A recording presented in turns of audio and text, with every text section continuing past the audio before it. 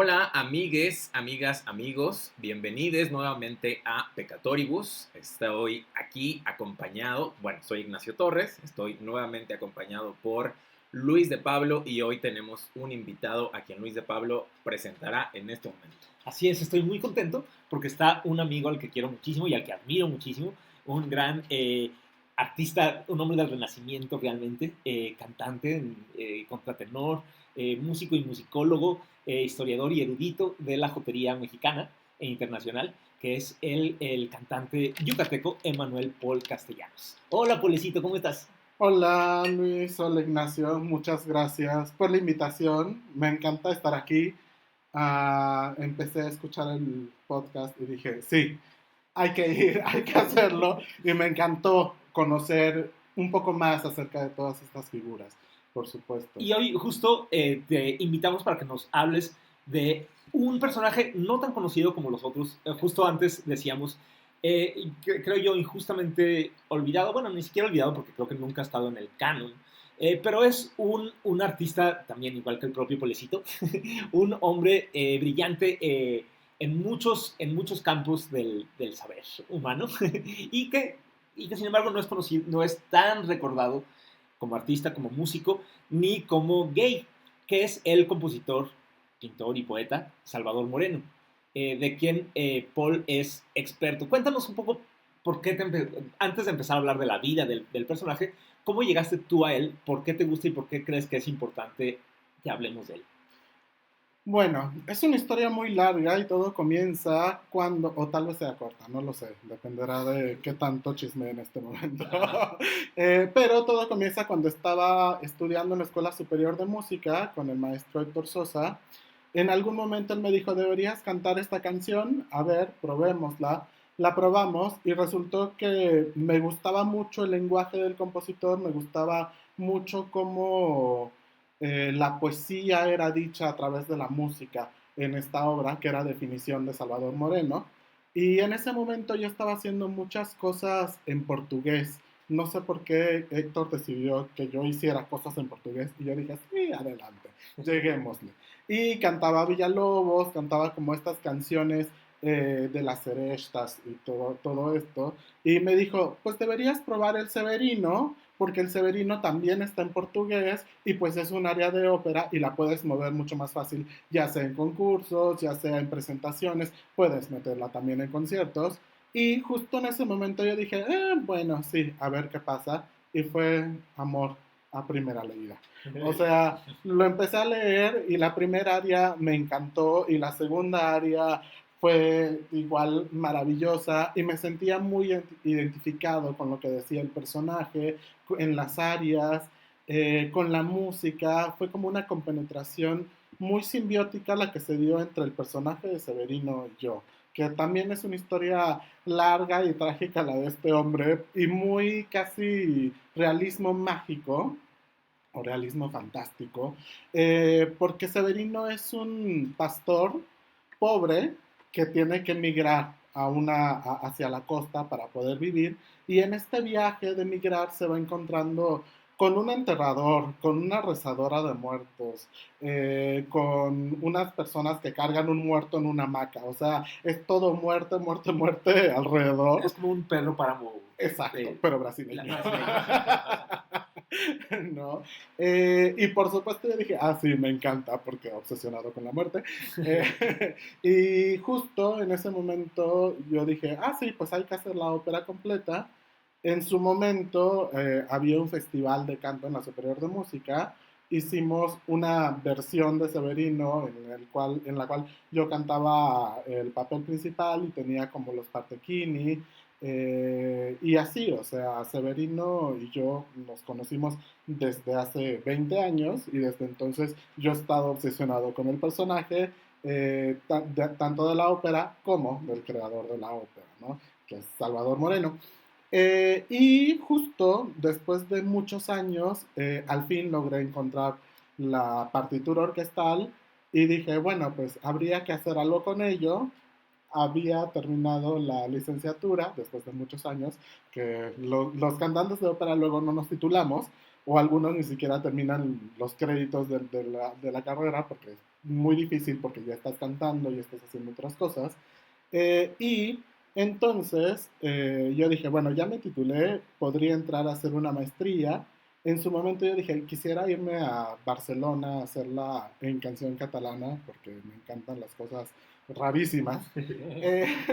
Y pues sí, o sea, como que investigué los precios demasiado alto y dije, bueno, pues aquí en la Facultad de Música tienen una maestría muy buena en interpretación y me metí, ¿no? Y justo hablando con mi tutora, la doctora Consuelo Cardano, en algún momento yo le dije, ay, no, pues me gustaría hacer edición de las canciones orquestales. Y al final, pues me dijo, no, pues si está la ópera, ¿por qué no la haces? Y terminé haciendo una tesis con edición crítica de la ópera de Salvador Moreno. O sea, durante muchísimos años he estado presente.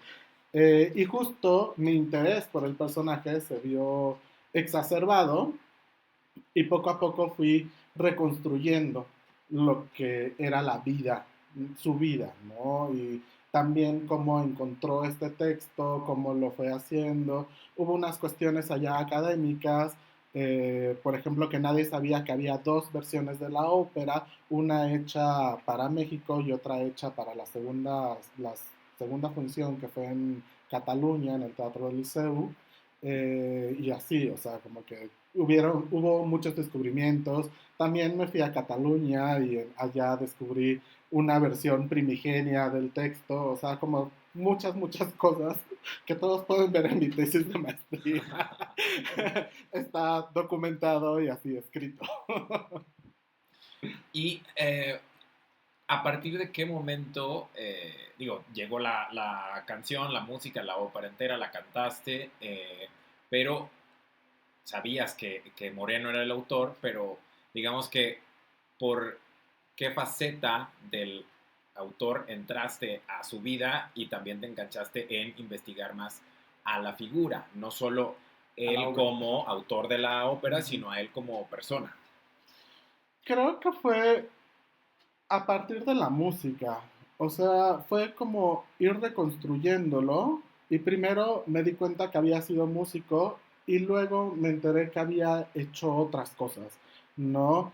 Y en ese afán de redescubrirlo y reconstruirlo desde una perspectiva más académica, me fui enterando de su vida, porque hay personas que aún lo conocieron, eh, a personas como Guadalupe Solórzano, que tiene, no voy a decir su edad porque es una dama, pero, o sea... Y yo también. Por supuesto. Sí, bueno, Moreno no murió en el memoria 99, ¿no? Moreno murió en el 99, pero por ejemplo Guadalupe Ajá. continúa viviendo y ella trabajó con él, ella estrenó El Severino, Wow. ¿no? Entonces iba platicando con ella y me soltaba como de repente cositas y yo las iba apuntando así como, ajá, de poco en poco y así fui reconstruyendo la vida, ¿no? Que es una vida fantástica, muy animada, y que se la pasó entre dos grandes ciudades, que es Ciudad de México y Barcelona. O sea, ese es como otro de los grandes rollos al momento de reconstruir su vida, porque de repente algunas cosas nos decían los que estaban aquí en México y otras los que estaban en Barcelona, ¿no? Entonces era ir juntando un rompecabezas de cosita en cosita. Y justo yo creo que lo primero que a mí me llamó la atención fue la música.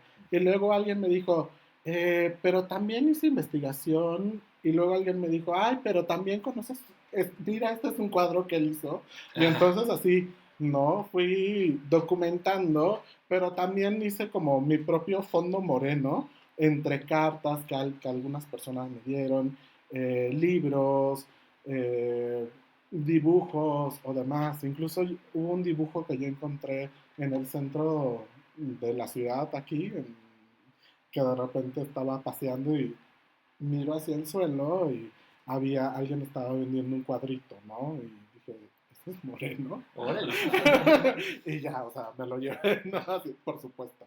Entonces, realmente yo entré a él a través de la música, Sí. y lo he ido reconstruyendo justo a través de las, pues de las pistas. que algunos me daban o que él mismo daba, Ujú. ¿no? Y esto que decías, que te decían una cosa con quien trató en México y otra con quien trató en Barcelona, ¿qué tanto variaba el moreno en México del moreno barcelonés?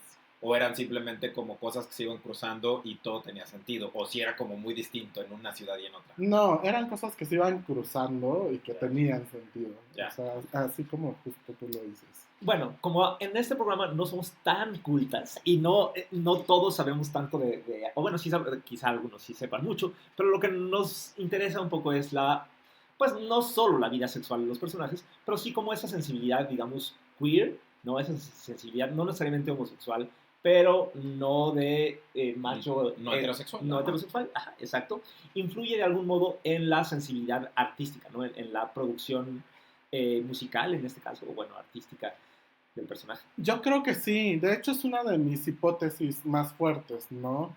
Que justo como él no se sentía tan cómodo con lo que estaba sucediendo a su alrededor, lo que pasó con él fue que se fue retrayendo en sí mismo y lo mostraba a través de sus composiciones, ¿no? Sus composiciones siempre eran con amigos suyos, la mayoría de ellos gays o que tenían poesía que podía verse desde la cuestión gay. Y también, por supuesto, era un lenguaje que no estaba tan en consonancia con lo que estaba pasando artísticamente, en lo musical, por ejemplo, o en lo pictórico, no O sea, era una específicamente en especie la de como de música. outsider, de Sí, afuera del mundo, como de la, no sé, del mainstream. yo no sé si llamarlo incilio, o sea, en algún Ajá. momento sí pensé como en decir, bueno, podría ser realmente un caso de incilio de artista que se fue aislando de todos los demás y que fue creando su propio mundo a través de estas composiciones, porque hay que decirlo, la mayoría de las piezas de Moreno son para voz y piano y son muy delicadas, no son, si uno, por ejemplo, compara las canciones de él con las de Chávez, uno dice, bueno, pero es que Moreno utiliza 4 notas y a través de 4 notas te puede mostrar una violeta, te puede mostrar desazón emocional, tristeza y demás, ¿no? Y el otro era a través de la armonía pesada y todas estas cuestiones. Y lo mismo pasa con lo pictórico. O sea, Moreno no hace lo que en ese momento se estaba haciendo, que eran los murales o la cuestión mexicanista o todo este mundo pictórico mexicano de mediados del siglo pasado, sino que estaba haciendo gouache con jarrones, con flores, con O libros, sea, o que sea, podríamos decir que tenía una especie de sensibilidad femenina, o más sí, femenina que lo yo, que se esperaba de los artistas sí, del siglo XX. sí, yo creo que en definitiva es lo que leemos como femenino, Ujú. ¿no? Oye, ya no siga, o sea, más bien pongamos un poco de orden, ¿no? Vamos a A empezar a ver. hablar de quién fue Salvador Moreno, dónde, cuándo nació, sus primeros años, etc. Cuéntanos del principio de su vida. Vale, el principio. Moreno nace de una familia, sí, es hijo de padres españoles, pero nace en México. Nace en 1916 en Orizaba. Tuvo varios hermanos, yo creo que fueron como 9 o 10 hermanos. Ay, El curioso. padre era mercante Ajá. y en algún momento se quedó en México, trajo a la esposa, se quedaron aquí y se afincaron primero en Orizaba. Tuvieron a todos sus hijos y en algún momento deciden venirse a la Ciudad de México porque en Orizaba había algunos movimientos sociales, ¿no? De guerrillas y demás. Entonces, en los años 20 llega a la Ciudad de México, se instalan en la colonia Portales.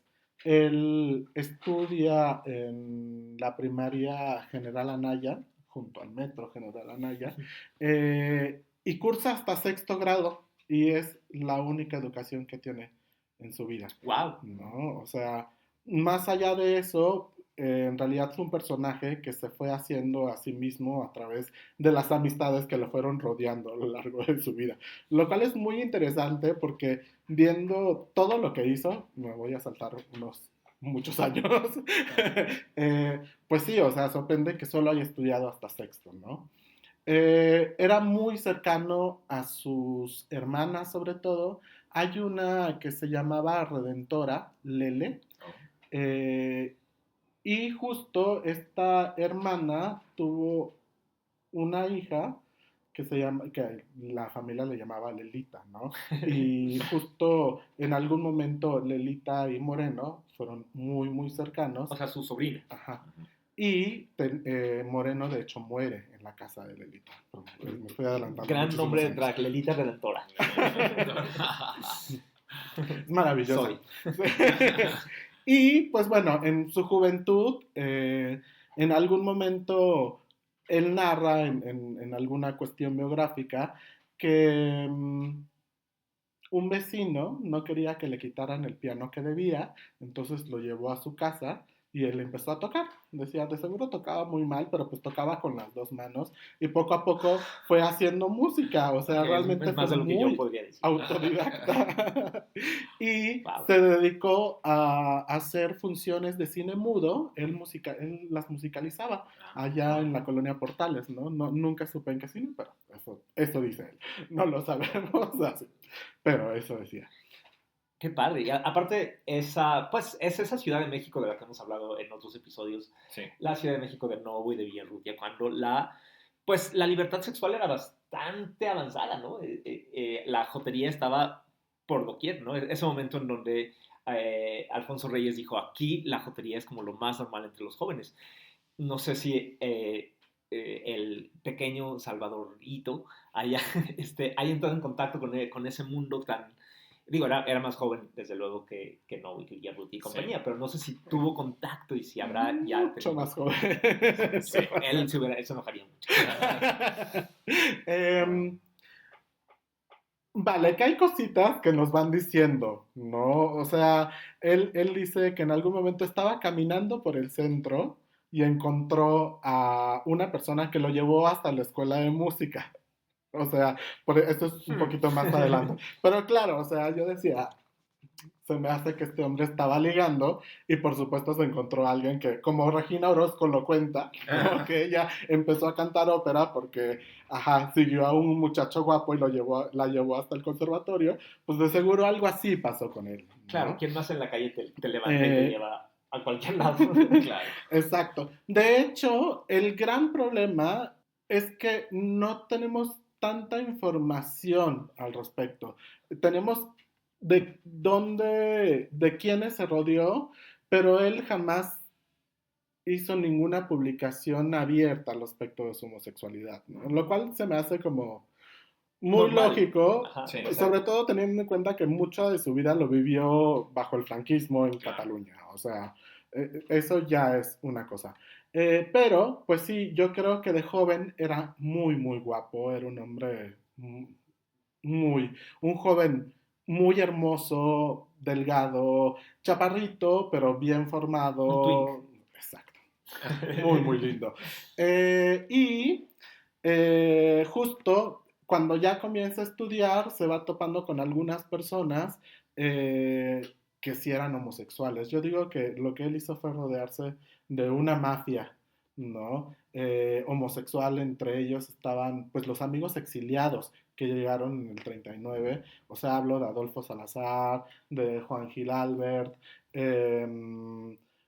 también tuvo contacto con Javier Villarrutia, Ajá. o sea, como Ajá. que se rodeó de todo esto. Emilio Prado, Cernuda, ¿no? O sea, todos homosexuales que todos conocemos y a través de los cuales hacía como ciertos planes, ¿no? O sea, por ejemplo, con Emilio Prados lo primero que hace es musicalizar un poema de él, ¿no? Y se conocen y a través de él conoce a otros personajes, entonces sí, justo yo creo que allá se puede ir visualizando un poco de con qué personas se juntaba y también qué es lo que hacía alrededor de la homosexualidad. ¿Y ¿no? de ahí surgió esa relación con España? Pues él al final de cuentas era hijo de españoles, ¿no? Bueno, sí, claro. El padre estaba muy en contra de los exiliados. Oh. Yo creo que fue muy por estar en contra del padre. Ya. O sea, el padre decía, es que esos son unos asesinos, Comunistas. solo vienen aquí, son unos rojos comunistas. Ajá, y encima jotos, la mayoría de ellos. No. O sea, todo. Todo mal. Ajá. No. Y al final, justo por ir en contra del padre, se va a vivir con ellos, deja la casa familiar, se va a vivir con ellos y comienza pues a andar con todos, ¿no? O sea, Cernuda, por ejemplo, tiene algunas cartas en la biografía de Tarabillo. Justo hay unos fragmentos en los cuales dice cómo se fueron a Acapulco y Cernuda le habla de ligue y, o sea, tal vez Moreno no habló totalmente abierto, pero es obvio que pues si van a Acapulco y si están con el chacal de turno, pues, ¿no? O sea, porque al final de cuentas, Cernuda sí se enamoró, ¿no? Y él tenía como esta cuestión muy clase de perseguir, ¿no? ¿Cómo? Que es muy de la época también, ¿no? Sí. De perseguir jovencitos. Ajá, jovencitos. ¿No? Ya. Y, ajá. A los clavadistas de la quebrada, Ya, digamos. ya. Y yo creo que Moreno también era muy así. Ajá, también muy de esos. ¿No? Exacto. Tampoco lo tenemos de cierto, porque lo sigo diciendo, él no escribió nada. Uh-huh. Lo que sí tenemos, de hecho, son menciones de que tuvo una relación con Paco de la Maza, con Francisco de la Maza. ¿Ya? Es una investigación que yo tengo pendiente de revisar todo el epistolario de Paco y de él. Pero... ¿Quién era Paco de la Maza? Paco de la Maza. Sí, brevemente. Paco de la Maza fue uno de los investigadores estéticos de México más importantes. Entre sus obras hay varios estudios al respecto de pintores novohispanos, que es creo que por lo que más se le conoce. ¿Y era más o menos de la misma generación que Salvador? Un poquito más grande. Yo creo que siempre, siempre le gustaron mayores. Bueno, sobre todo a ese momento, ¿no? Si era un poco más que un adolescente o un adulto joven, pues es... Pero de hecho, en algún momento, juntos salen a pasear alrededor de la Ciudad de México. Entonces, se iban juntos, se iban a investigar las iglesias y demás. Y pues sí, o sea, básicamente mucho de la investigación que hizo Paco de la Maza sobre coros barrocos y demás, pues fueron hechos al lado de Salvador Moreno. ¿No? Suena chido el plan. Sí. En algún momento, o sea, en una carta a Gil Albert, Moreno le dice, ya dejé de ser el innombrable. Y cada vez que voy a la Ciudad de México, voy con Paco. O sea que se habían peleado. Se habían peleado. Yo creo que es de aquellos amores que se destrozaron. No sabemos de qué hablas, no sabemos nada de eso, no sabemos todos. Son amores que matan. Pum, pum, pum. ¿No? Y justo gracias a ese gran rompimiento de relaciones, es que él se va más tarde a estudiar fuera, ¿no? O sea, justo hay un... Más o menos ¿a qué edad? Como a los 30 y algo. Sí. Primero se va a Francia, luego se regresa. O sea, ya en los 40. Ajá. Finales de los 40, década. Después de la, no solo después de la Guerra Española, sino después de la Segunda Guerra Mundial. Sí. Claro. Ajá. ¿Y qué pasó entonces? Ya llegó, bueno, estuvo un tiempo en Francia, dices. Estuvo un tiempo en Francia. ¿Dónde más? Estudiando con... Pues sí, o sea... Somos también. Sí, o sea, uno dice, ¿a dónde me iré hoy? A París. A París. A la estación del Metrobús, aunque sea. Y justo, o sea, se va a Francia a estudiar con Milhaud, porque recuerden que en ese momento a México venían todos los compositores del mundo.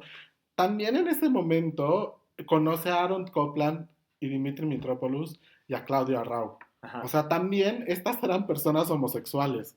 Claro. ¿Ya? De hecho, en algún momento, Mitropoulos le ofrece una beca para irse a California con él a estudiar con Krenek. O sea, él desiste de ello, pero pues siguió teniendo comunicación tanto con Mitropoulos como con Arrau como con Copland. O sea, que es la vanguardia musical de mediados del siglo XX. Y los tres no sé si homosexualmente abiertos, o sea, que lo digan, pero yo creo que sí se conocía, por lo menos de Copland, Sí, porque claro. fue pareja de Menotti durante mucho tiempo, Ajá. ¿no? O sea, es un personaje del cual sí se ha hablado mucho al respecto. Pero bueno, Millo llega a México, lo conoce por intercesión de Carlos Chávez, y le dice Millo, sí, por supuesto, véngase y nosotros ahí estudiamos juntos lo que usted quiera. Pero Guiño, guiño. Millo, exacto. Pero Millo, pensando mucho en, pues ya tengo un nuevo alumno que me va a dar, pues aunque sea pesos, ¿no? Pesos y besos. Sí. Y Moreno pensaba así, de, Lo que sea bueno, más pues fácil. Moreno pensaba en, bueno, pues a ver si logro que me dé clases gratis, ¿no? O Ajá. sea, si ya me invitó, ¿no? Al final sucede este también encontronazo con Millo, porque Millo le dice, ay, no, como usted viene gratis, pues no le puedo revisar nada, mejor regreses a su casa, y Moreno se regresa a México, ¿no? Regresa en un momento en el cual ya a mitad de siglo, creo que en el 52, y él logra justo hacer como varias cosas durante un año. O sea, se dedica a tratar de encontrar como una beca para estudiar y todo eso, ¿no? Hace que Javier Villarrutia le haga una carta de recomendación.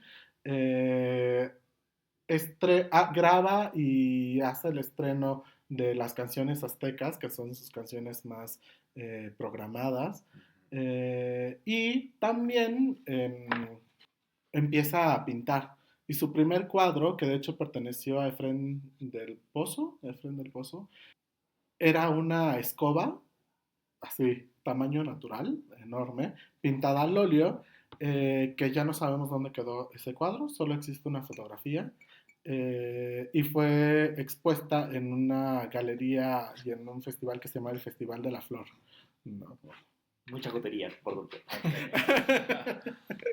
Y entonces, ese año, con lo que va haciendo, reúne todo el dinero que puede y se va a España. Por medio de un barco a Nueva York y de allá O sea, por a segunda vez a España, España. por segunda vez. Y en el barco conoce a Conchita García Lorca. Wow. Y a Conchita le dice, ay, pues yo hice unas canciones con textos de su hermano, Ajá. se las muestra, se las medio canta porque, ajá, eso dicen que tenía muy bonita voz, pero no he encontrado la grabación, pero bueno, Quizá no lo grabó. no lo grabaron en cassette en Ya. algún Ajá. momento, él tocando ahí. Y entonces Conchita le da permiso de utilizar los poemas, ya, Oh. ajá, Ajá. la venia de los herederos. Y bueno, España en esa época, o sea, es un poco raro, ¿no? Porque en esa época más bien todos estaban yendo en dirección contraria, ¿no? Ujú. Huyendo de la España franquista para México, que era un país pues más vanguardista en todos los sentidos, ¿no? El México de los años 40 y sobre todo los años 50, el milagro mexicano, los actores, el cine, el arte, la música nacionalista. Es un poco raro una migración en sentido inverso, ¿no? Sí, yo creo que se fue para separarse un poco de la familia, porque al final de cuentas, lo lógico hubiera sido que si los padres eran de Andalucía, él se fuera a Sevilla o Córdoba o algo así, ¿no? Pero no, al final él escoge Cataluña, él se va a Barcelona, eh, y se queda allá con amigos, porque él era muy amiguero y eso es algo que todos lo dicen, que en el momento en el cual él se paraba en cualquier salón ya había hecho 10 amigos, 3 citas y 2, ajá, Y siete amantes. exacto, ¿no?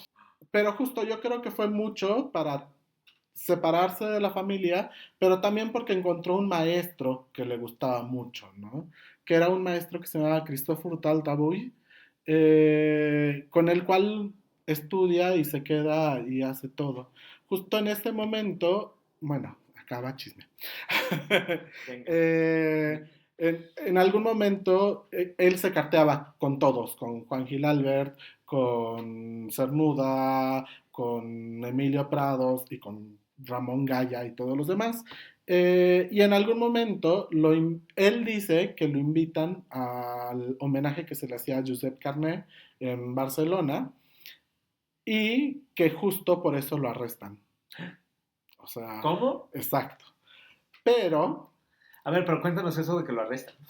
pues sí, porque como estaba en comunicación con los catalanes, en Cataluña, en lengua catalana, O que sea, con aparte... nacionalistas catalanes Exacto. antifranquistas. Exacto, ¿no? Y pues él era un mexicano que quién Además, sabe hijo qué. de andaluz, ¿no? Exactamente. Nada que ver con catalán. Exacto.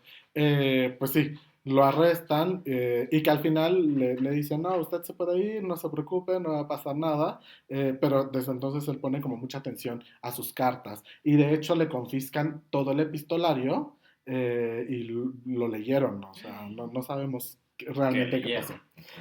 Que bueno, en esa época, además del tema político, estaba una moral muy dura contra la sexualidad, ¿no? Desde que Franco ganó, impuso la ley de vagos y maleantes, que básicamente ahí sí se prohibía explícitamente la homosexualidad, las relaciones sexuales entre hombres. No era un chiste. No era como en México, que bueno, podía ser mal visto, se podían burlar tantito de ti. En España podías acabar en el bote, si no es que hasta fusilado por andar teniendo relaciones homosexuales.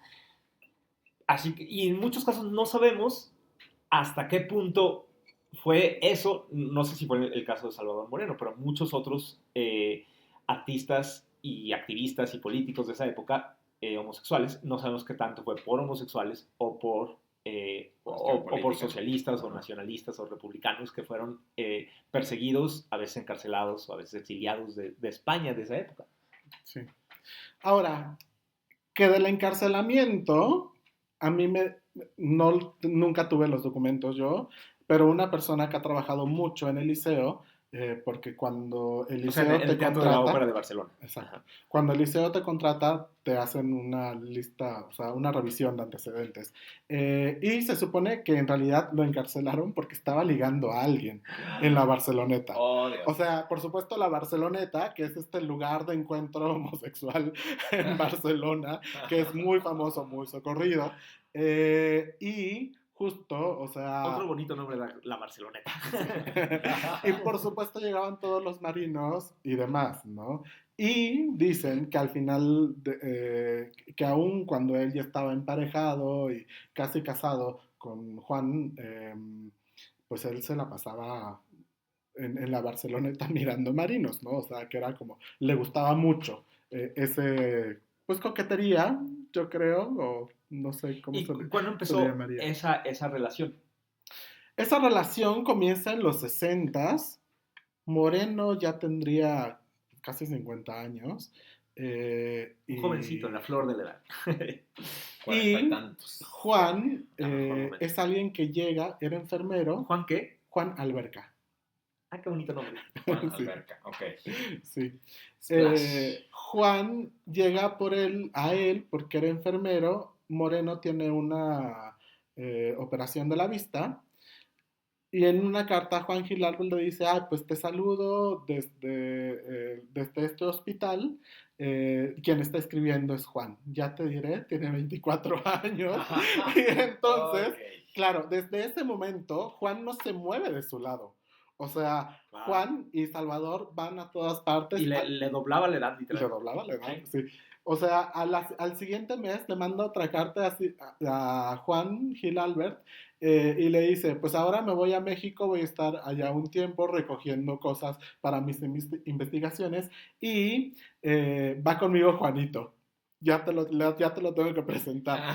Y entonces, claro, o sea, ya se la pasa por todas partes con Juan, ¿no? Van y vienen de México, dentro de España tienen sus viajes internos, se van a Roma, se van a otras partes de Europa, siempre Juan y Salvador.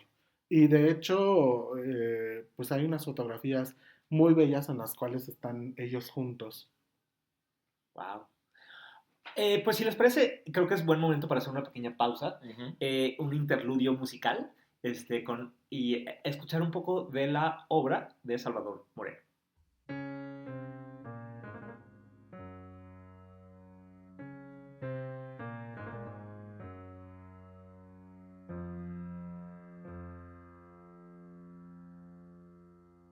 Nunca esperei muita coisa señorías, sabía que no Rosario, dicitadis et vilas, que nas tiras que guardando na minha descida e vinha, não seria diferente a vida de cada dia. E agora descubro que esta viagem concluída, sem saber deste acertar, meu próprio enterro seguia.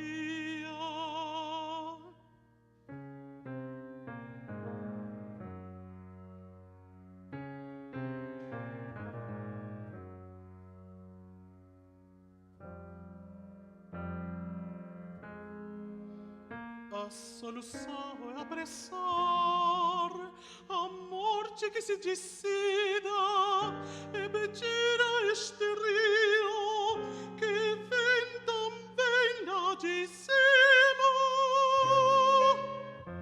que me faça aquele enterro que o caminho descreveu, a chama macia de lama, mortalha macia e líquida.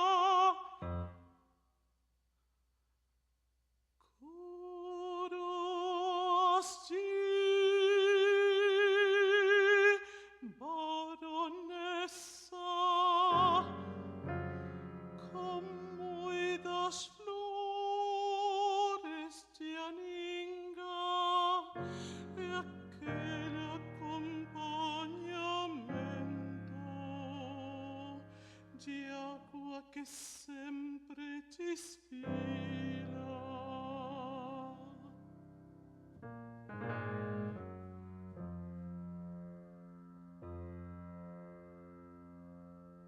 Nunca esperei muita coisa,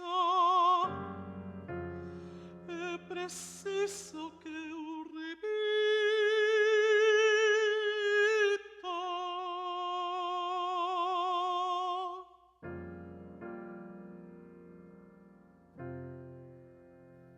Y bueno, estamos de regreso. Escuchamos a Emmanuel Paul interpretando Nunca esperé muita cosa, una aria de El Severino, Nunca esperé gran cosa, que es esta composición para una voz masculina, tiene una particularidad y tiene una novedad que Luis de Pablo nos va a explicar. Bueno, en realidad no está escrita para una voz masculina, sino para una mezzo-soprano, ¿no? Que es esa tesitura entre la soprano y la contralto. Ujú. En la época en que se compuso, los años 60 del siglo XX, no era muy común, es decir, esas tesituras, esas voces, las cantaban siempre mujeres. Este es un personaje masculino, pues cantada para una voz femenina, pero a quien escuchamos no fue una mujer, fue a Emmanuel Paul, que es un contratenor. Este tipo de voces que cantan con tesituras, bueno, yo diría que contratenor no es una tesitura propiamente dicho, tú me corregirás, es más bien cuando un cantante varón canta en tesitura de contralto, mezzosoprano o soprano. Sopranos, ahorita que hay tantos, yo estoy asombrado por Mariño, por Sa, o sea, Exacto, antes le decían sopranista en mis tiempos, pero es medio despectivo, ¿no? Es como más políticamente correcto, creo. Y más, incluso más científica, más preciso decir un soprano, un hombre soprano. sí. Tú dirías que eres, ¿tú cómo te identificas? ¿Como contratenor, contralto, alto, soprano, mezzosoprano? Yo siempre me he identificado como contratenor y ya en la clasificación como contralto. Pero habrá personas que digan que no, que soy más mezzo. Depende de quién lo escuche y el repertorio, o sea, porque también es que a veces uno hace cosas mucho más locas o a veces uno hace cosas más agudas, a veces uno hace cosas mucho más graves. Sí, es ¿no? que en general todas esas clasificaciones son un tanto arbitrarias y casi en la vida real, casi todos los cantantes y las cantantes se salen de eso, un poco como el género mismo, ¿no? Es decir, como la sexualidad misma, no son categorías que existan en la vida real así discretas y bien establecidas, sino que los tipos de voces, como los tipos de identidades de género y de preferencias sexuales, son fluidas, cambiantes y sobre todo no estrictamente separadas una de otra, ¿no? Exacto. Y justo Severino es un personaje, nosotros lo llamamos pants roll, ¿no? Ajá. Que es la mujer travestida normalmente en un Ujú. chico. Pero justo como es un chico, como es un hombre, y yo tenía las notas, pues al final de cuentas hice Severino muchas veces y tal vez la continúe cantando porque Si no, me es como encanta. tu caballito de batalla y Sí. tu más grande éxito. Cuando no me siento bien vocalmente, digo, no, hay que retomar el Severino y volverlo a hacer. O sea, es como esta cosa que te devuelve la base, ¿no? Es Pues, muy sí, interesante. súper bonito, además, súper linda. Pero bueno, volvamos con Salvador Moreno. Nos habíamos quedado en justo esta época, en los principios de los 60. Él ya convertido en un compositor más o menos respetado, si bien no, quizá no extraordinariamente famoso, con una relación también ya más o menos estable con Juanito, su enfermero, en una España bastante conservadora todavía. Sí. ¿Y ahí qué pasó entonces?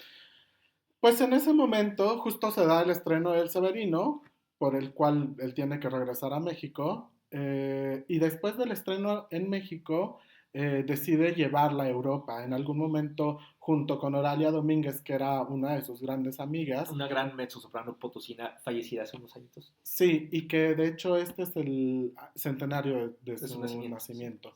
Sí. Al final los planes pues no se realizan de hacerlo con ella.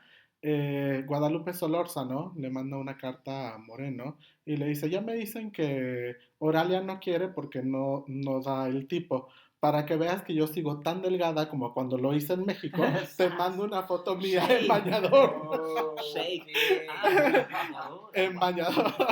Y entonces es muy divertido pues ver la fotografía de Guadalupe, yo que la conozco y que ya es una señora, una gran señora, la ves jovencita con el bañador. ¿no? Para demostrarle que podía pasar por un muchachito Exacto. joven y Así es, cinturita, de avispa. Y Guadalupe es una mujer muy guapa. Entonces, pues sí, a Salvador le encanta la idea y dice, pues sí, ya, te vamos a llamar a ti. Y entre a los quienes llama, justo está Plácido Domingo, que era amigo claro. también de Moreno. ¿No? Recordemos que Plácido en realidad primero estudia en México y se desenvuelve aquí. Al final, esto no es ningún chisme, está todo por carta. Y está también en mi tesis, por supuesto, porque quemar a ciertas personas es mi especialidad. Guadalupe tuvo que pagarle el boleto a Plácido, porque Plácido dice, pues ahorita no nos han dado el dinero, entonces no voy, pero pues ya tenían todo para presentarse en el liceo.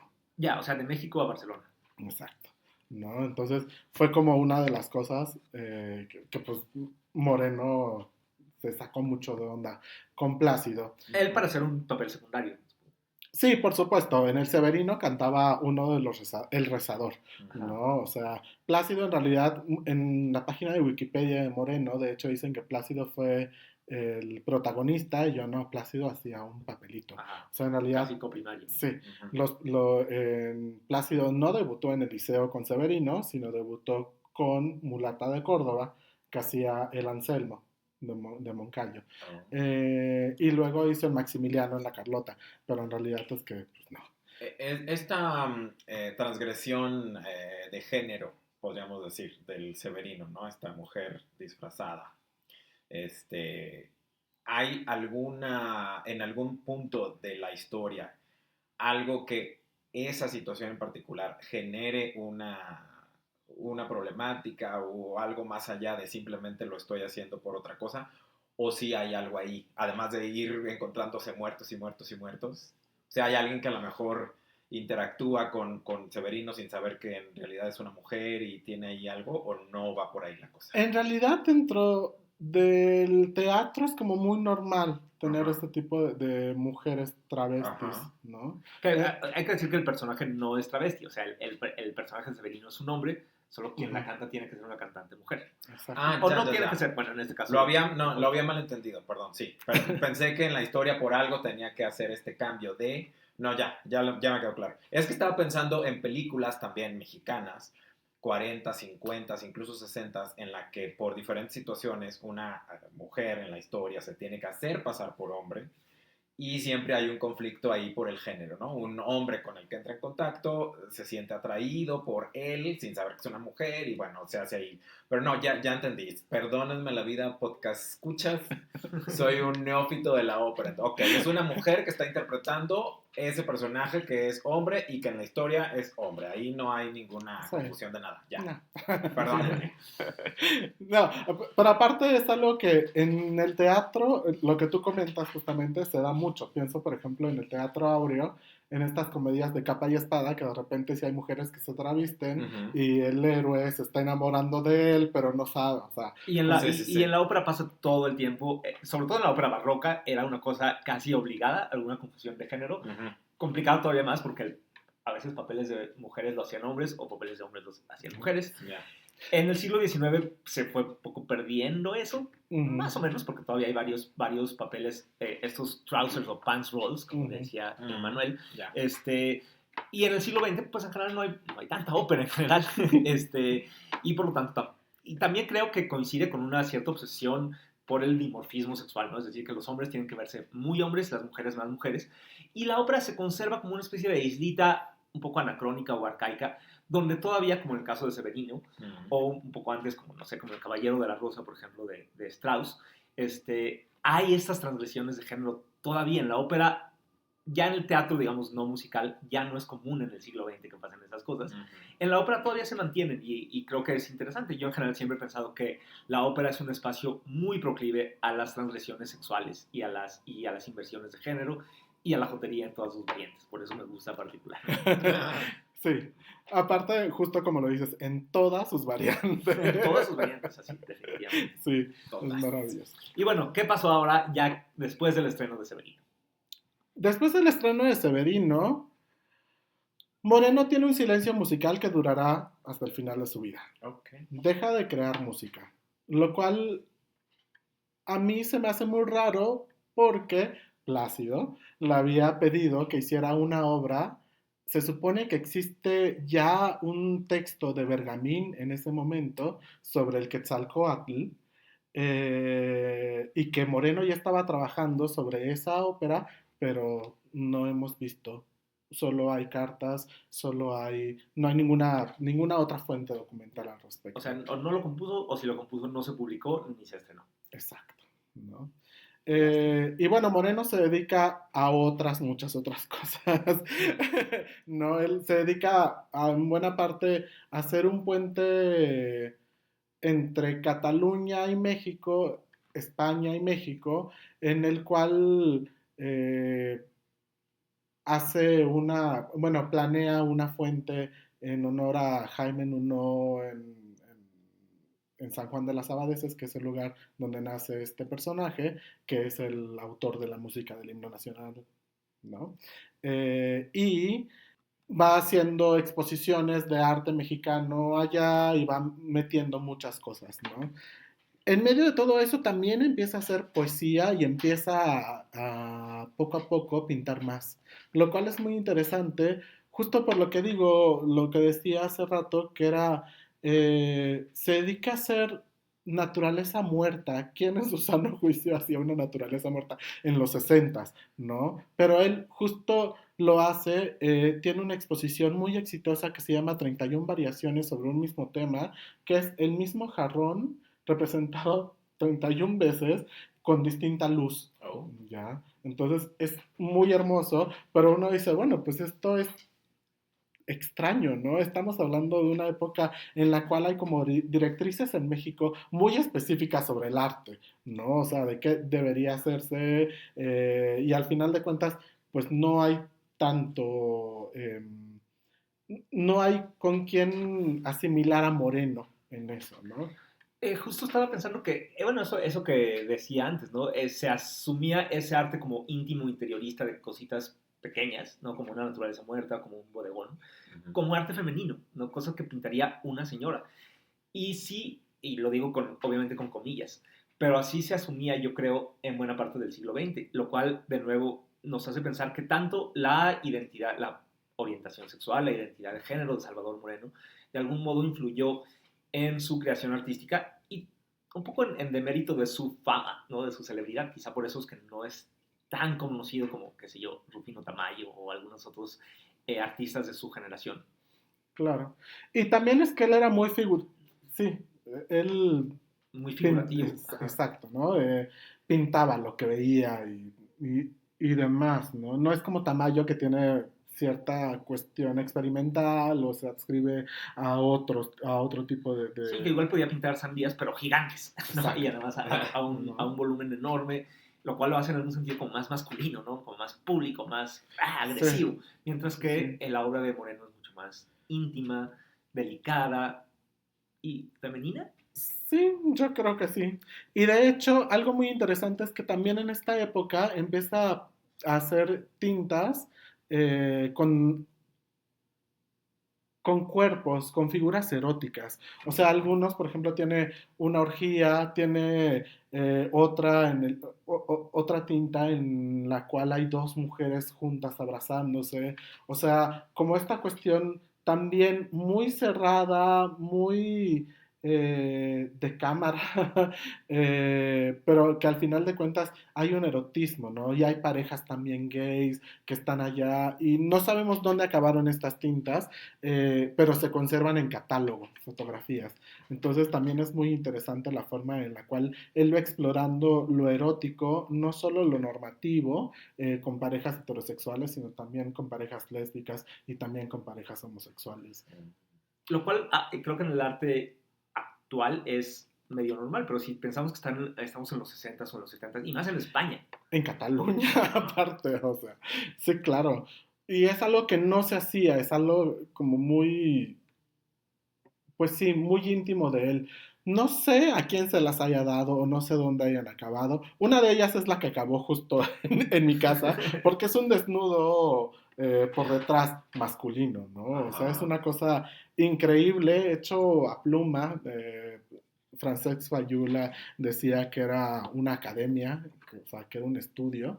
Pero pues sí, o sea, es como toda esta experimentación alrededor de los cuerpos, ¿no? Sí, a mí me parece, estaba ahorita reflexionando que creo que es un observador, ¿no?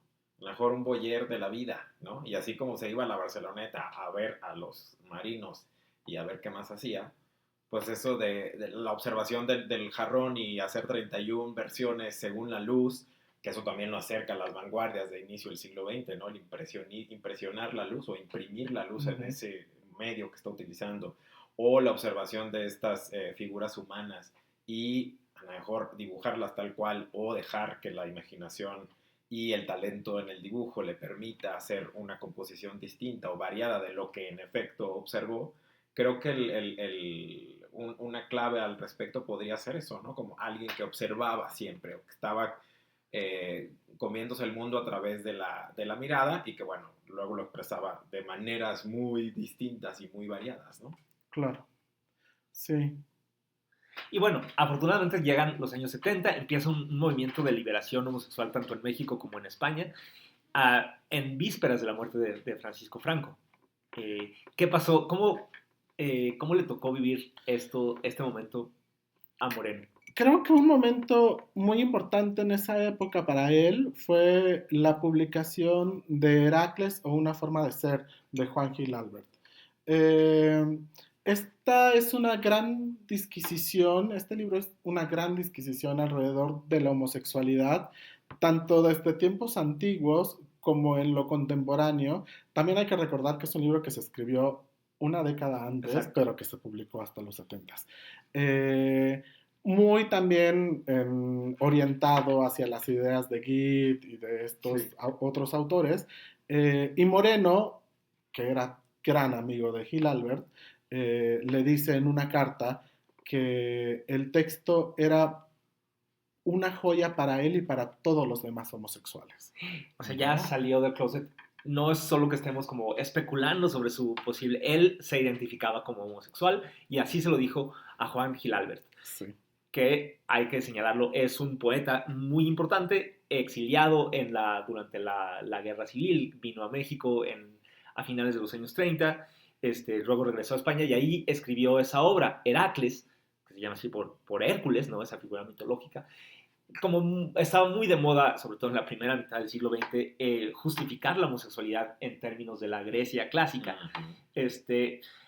Si se lee ahora, se los advierto, es un libro que puede parecer un poco incorrecto en muchos sentidos. Es un libro un tanto machista, me temo, un poco es decir, que si dice los homosexuales no somos femeninos en ningún sentido, las mujeres sí son otra cosa y casi inferiores, pero está bien ser homosexual. Es un libro del movimiento homófilo, le han dicho así. Sí, es efectivamente una herencia clara de André Gide, de ese tipo de libros de la primera mitad del siglo XX, para el mundo de los años 70, un poquito ya pasado de moda, quizá no para España, quizá no en el caso de España, que estaba todavía Justo. un poco, si no en la Edad Media, por lo menos en los años, lo que en Francia y en el resto del mundo ya habían pasado, digamos, en los años 20 o 30. No. Sí, aún no llegaba la efusividad de la movida. No había el destape ni la movida, exacto. ¿No? Sí, y para alguien de la edad de Moreno, ya en ese momento, le hacía todo el sentido, por supuesto, ¿no? Claro. Sí. No, de todas maneras, hay que decirlo, era una cosa muy valiente, considerando que no se había ni muerto Franco, seguía un país no solo en una dictadura, digamos, política, sino pues sumido en un atraso cultural y moral. Bueno, no quería llamarlo, bueno, sí lo voy a llamar atraso, un país todavía muy homofóbico, carpoventónico, y sexófobo. Sí.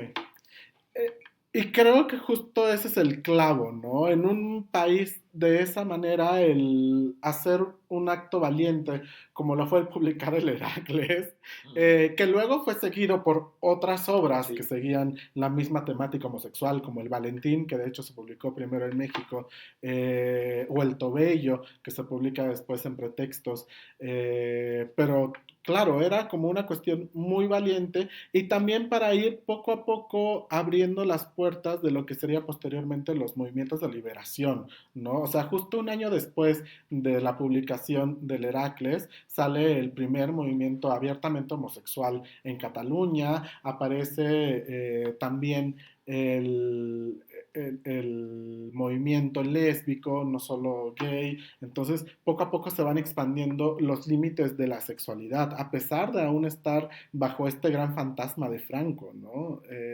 Y al final de cuentas también se ve una gran diferencia en el lenguaje que utilizan las cartas. Si en un principio, en una carta, él decía sobre el tema, eso lo recuerdo muy bien, ¿no? Una carta decía: alguien hizo un libro sobre el tema, y de repente ya decir, en su misma carta, decir, es esclarecedor para todos los homosexuales, yo incluido. Ajá, para mí y los demás. Exacto, ¿no? O sea, a mí se me hace como muy valiente. Y por supuesto, es una actitud en la cual Moreno tendría ya 60 y tantos años, ¿no?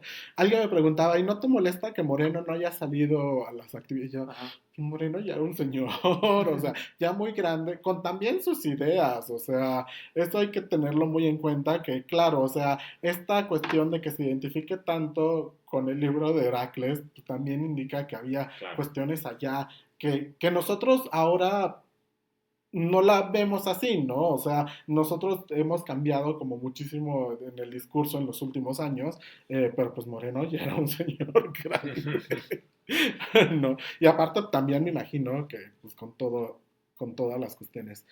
Hay un momento en el cual él dice que a él le sirvió mucho el poder aceptarse la actitud de ciertas personas, y hablaba mucho de Paco de la Maza, ¿no? O sea, Paco de la Maza fue realmente el gran ejemplo, y de hecho si uno ve fotografías de Paco de la Maza, uno dice, ay sí, o sea, uno dice, ojo de loca, ¿no?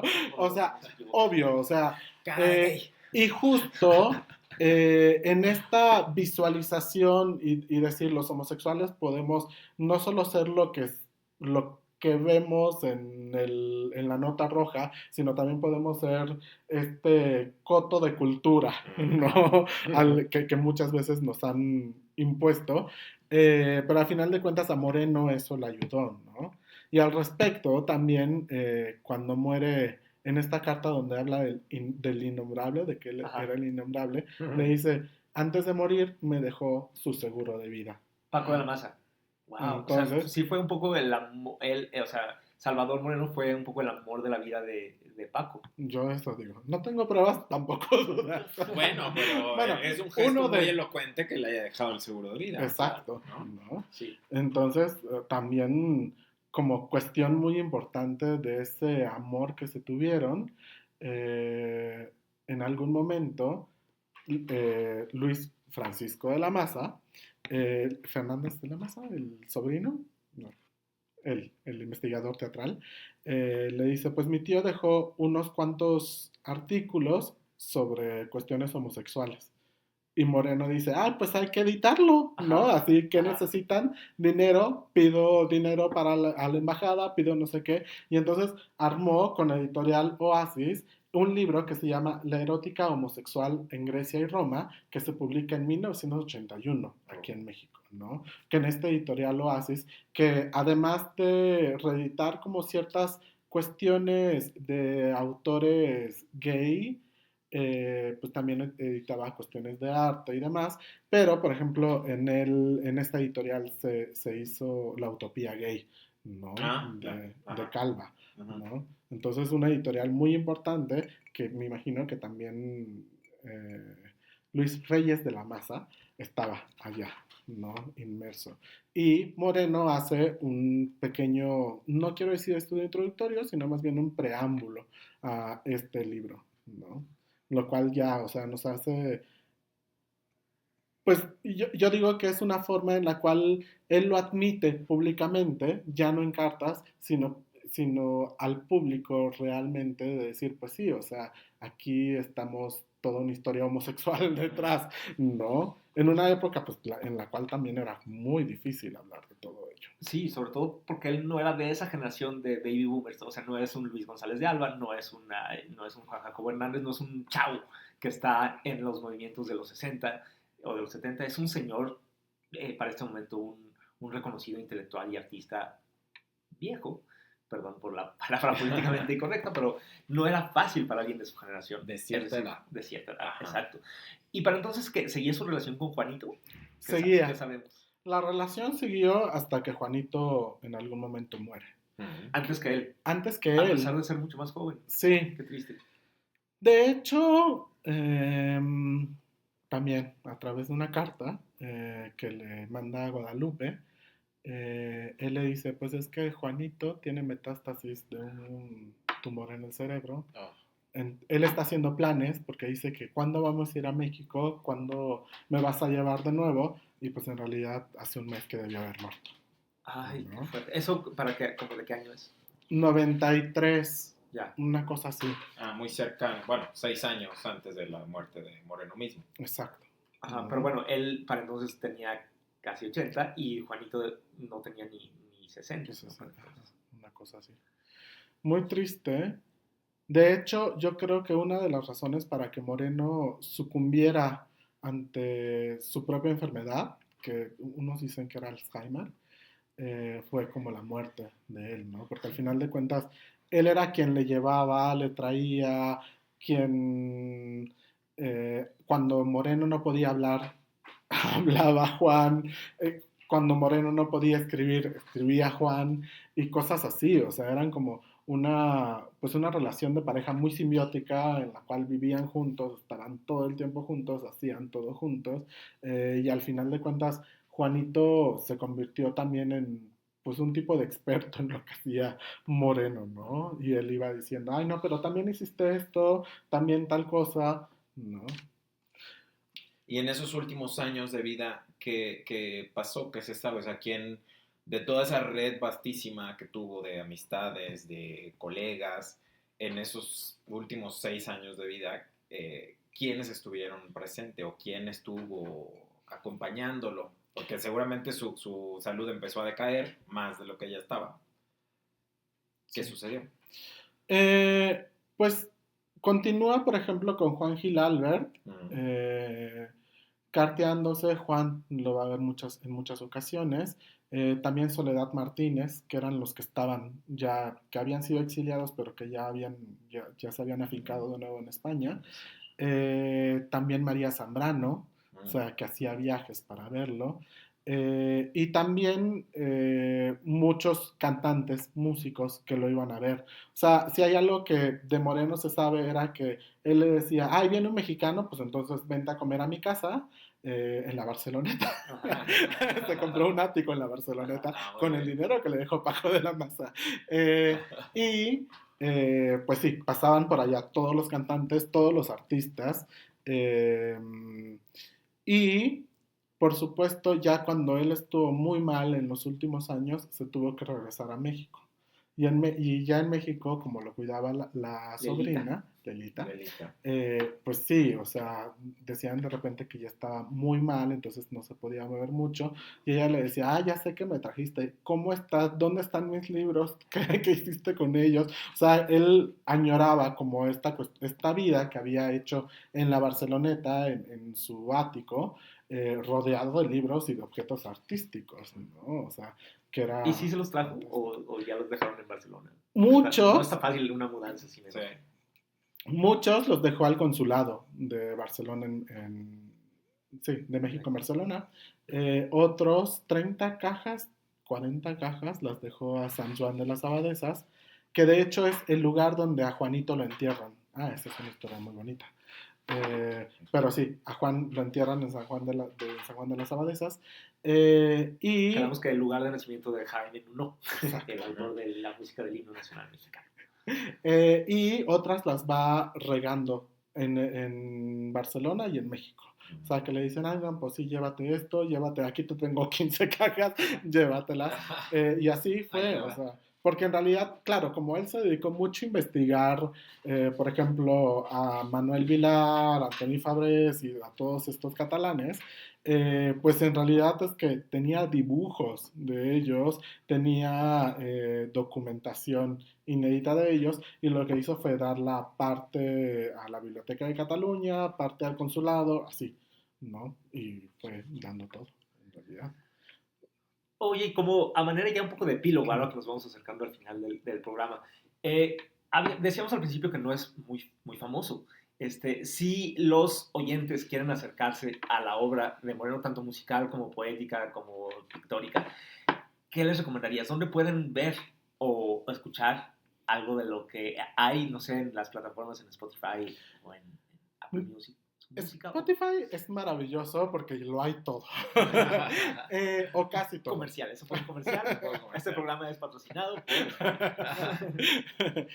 pero en Spotify, sí, está, por ejemplo, el disco que hizo con casi todas las obras, Jesús Suaste, ¿no?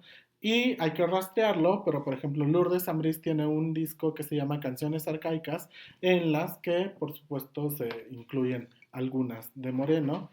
Hay algunos conciertos en vivo de Victoria de Los Ángeles, en los cuales aparecen obras. Sí, justo se iba a preguntar porque es de mis cantantes favoritas del mundo mundial, la soprano catalana. De hecho eran muy amigos. Ajá. O sea, hay pocas cartas porque al parecer se hablaban todos los días. ¿En serio? Wow. Sí, o sea, no importa dónde Moreno estuviera, Moreno le hablaba todos los días a Victoria. Además que siempre vivieron en Barcelona los dos.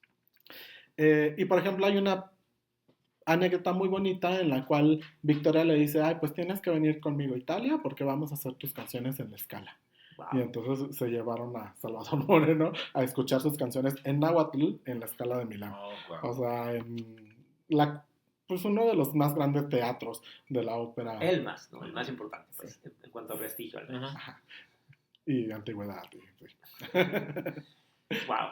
Sí. Y también en México, Victoria hizo varios conciertos que le hizo un homenaje, en los cuales hubo un homenaje y cantaba sus canciones. De hecho, Eric Cermeño, tiene unos cuantos podcasts también al respecto. Su programa Viva la Ópera. Sí, exacto. Y pues también es que fue interpretado por muchísimos, por Elena Graguera, que es una cantante española, por Conchita Badía, que era una cantante catalana, y que bueno, o sea, era una de las mejores. Manuel de Falla le dedicaba cosas a Conchita Badía, nada más y nada menos. Entonces, pues, ajá, tenemos allá a una gran cantante interpretando a Salvador Moreno. Por supuesto, Encarnación Vázquez de los mexicanos. Y actualmente hay como una nueva generación que está rescatando como, bueno, no rescatando, sino grabando las canciones. De Moreno también hay que decirse que casi todo se editó, o sea, lo cual en vida de él, ¿no? O sea, a mediados del siglo se publicó esta primera antología por la UNAM, que incluía veintitantas canciones, y posteriormente en Real Musical, una editora catalana, justo se edita como un gran corpus, y las otras en mi investigación que yo me he encontrado, y yo espero editarlas algún día, porque durante mi investigación me encontré veintitantas canciones de él, ¿no? Pues muy bien. Pues creo que con esto vamos. Bueno, ¿cuándo murió Salvador Moreno? En el 99, sus cenizas, murió en Ciudad de México, pero dejó escrito que sus cenizas fueran llevadas a San Juan de las Abadesas y entonces están Con las de descansando Juanito. juntos, Juan. Oh. Sí, es muy bonito. Y también algo que yo creo que hay que estudiar un poco más es la poesía. Hay un Exacto. poema que publica en una revista que hacía Tomás Segovia, que se llamaba Hoja, que era literal una hoja plegada, en la cual aparece un poema que yo digo que es él tratando de ligarse a alguien en el parque. Búsquenlo, está en línea. ¿Cómo se llama? Yo creo que es el soneto 5. Ah, ok. Soneto 5 de Soneto Salvador Moreno. 5 de Salvador Moreno. Googleenlo. Googleenlo. Y tomen nota. Sí, es precioso porque aparte, claro, él está diciendo cuánta ansiedad le da el será, no será, el acercarse Ajá. a otra persona que está junto a él, ¿no? Y que por supuesto se lee desde lo masculino, o sea, es fantástico. Ay, qué chido. Sí. De hecho, ¿por qué no? Antes de irnos, leemos ese poema y ya regresamos para despedirnos.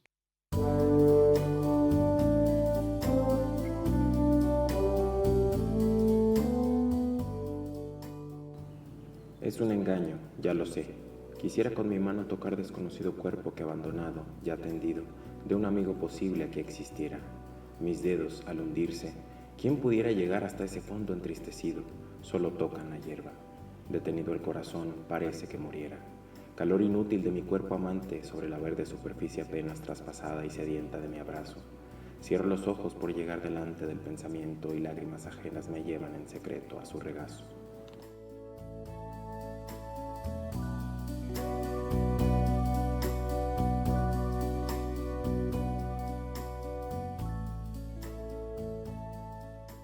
Bueno, ahí escuchamos, como les decía, tomen nota para cuando vayan así como a la Alameda Central o a cualquier parque de su localidad a hacer cruising, vean así cómo ir tanteando el terreno, cómo ir viendo si sí se acerca, si no se acerca, si qué pasa o qué no pasa.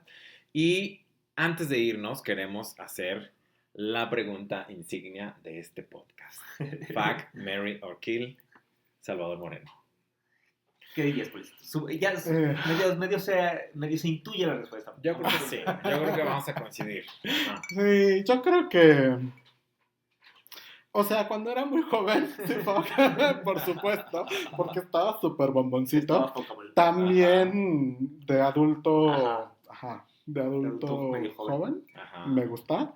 Y tal vez sí casarme con él, o sea, Sí, yo creo pues justo, que... sí, eso es lo que casi define el marry, ¿no? Sí. Un matrimonio, ¿no? Que te gustaba joven, te gustaba madurito, y de viejo quizá no tanto una atracción física, pero ganas de compartir. Y sí suena alguien con el que se antoja compartir la vida, ¿no? Como lo hizo, Sí. Juanito Alberca. Sí, Juanito Alberca. Ay, qué bonito. Sí, la verdad es que sí, yo justo pensaba que íbamos a coincidir en el Mary y pues sí. Que además es la opción menos socorrida, ¿no? Ajá, sí. En este programa casi todos nuestros personajes han sido más bien kill. Ajá. kill o algunos fuck. Algunos fuck.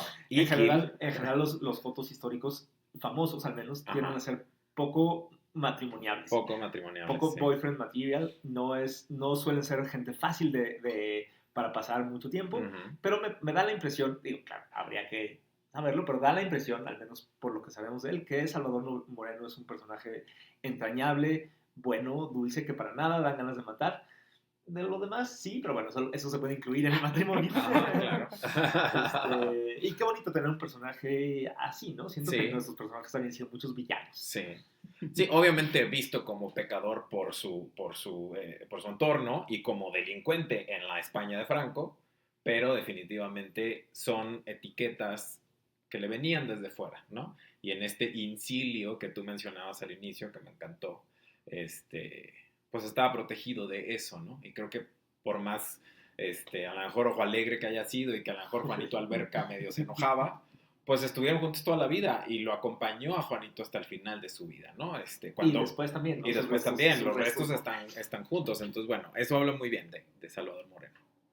Sí, y de hecho creo que algo muy interesante es que ya se empieza a hablar de él desde lo homosexual, ¿no? Digo, como lo he dicho aquí, hay muy poca información fidedigna, no hay muchas cartas y demás, pero al final de cuentas, en la bibliografía antecedente nadie lo decía, o sea, nadie había hablado de que estuvo durante la mitad de su vida casi con otro hombre viviendo y que fueron enterrados juntos. O sea, eso se me hace una óptica muy cerrada por Claro. parte de anteriores investigadores, que nadie dijo, bueno, o sea, pues sí hay que hablar de que fueron pareja, ¿no? Sí, eso Incluso- en la historia de la música me da la impresión, en México al menos, que sigue siendo un espacio muy homofóbico, donde todavía se ve con mucha... A mí, yo cuando hice una investigación sobre Adolfo Salazar, me topé con bastante resistencia de gente, y en particular de ese ambiente de exiliados españoles también de México, España, que decían, no, es nuestro héroe, y mejor no hablemos de su... No lo negaban así, pero decían, ¿de eso para qué hablar? Y bueno, Sí. en este programa tenemos la convicción de que sí hay que hablar de eso, Claro. de que nos interesa la vida íntima, entre comillas, la vida sexual, aunque quizá ellos no hubieran estado tan de acuerdo que se ventilaran sus... Y nosotros queremos sí en ventilar la ropa sucia, que no nos parece sucia además, nos parece sexy que esté sudadita, oler los calzones usados. Y bueno, con eso terminamos el programa de hoy. Paul, no sé si quieras decir unas últimas palabras de despedida. Sí, yo quisiera disculparme conmigo mismo porque en el momento en el que hice esta tesis y había una gran aproximación biográfica, tuve que poner amigo muy cercano, ¿no? Porque Ya. me iban a prohibir, Amigos. me iban a prohibir el acceso a los archivos, ¿no? Digo, al final de cuentas ya ahora puedo hablar mucho más abiertamente de, pues sí, de que era nuestra ancestra, ¿no? Y creo que es un gran progreso en pocos años. Ay, no, muchas felicidades. Creo que no tiene, bueno, no sé si tengas que disculparte a ti mismo, no sé si qué disculpas te debas tú a ti mismo, pero creo que a nosotros como público no nos debes nada, sobre todo porque si algo debías, pues ya con estas y otras apariciones que te hemos visto hablando de la figura íntegra de Salvador Moreno, Sí. creo que está saldando con creces esa deuda, además dando a conocer un personaje que no es tan conocido en esos aspectos tan variados. Y que, bueno, me parece que sí, tenemos de tarea todos, que todas y todes, que buscar la obra de Salvador Moreno, conocerlo más, su vida, y ojalá entre al canon como músico, como poeta, como artista y como joto. Como ancestra, como bien decías. Pues muchísimas gracias por acompañarnos nuevamente. Gracias, Emanuel, por estar con nosotros y nos encontramos en la próxima emisión. Besis, bye.